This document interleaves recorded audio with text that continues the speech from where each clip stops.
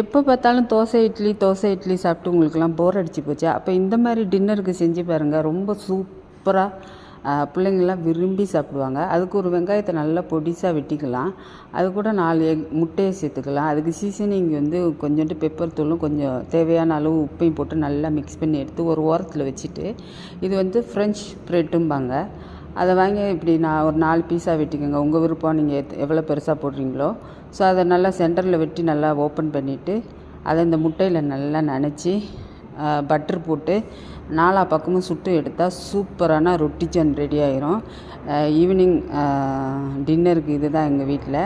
இது கூட chilli sauce வச்சு சேர்த்து சாப்பிட்டா அவ்வளோ அருமையாக இருக்கும். இது கூட நீங்கள் என்னென்ன காய்கறி வேணாலும் போட்டுக்கலாம். எங்கள் வீட்டில் காய்கறி ஒன்றும் போடலை.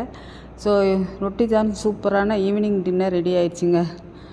வீடியோ பிடிச்சிருந்தால் லைக் பண்ணுங்கள், ஷேர் பண்ணுங்கள், கமெண்ட் பண்ணுங்கள். அடுத்த வீடியோவில் பார்ப்போம்.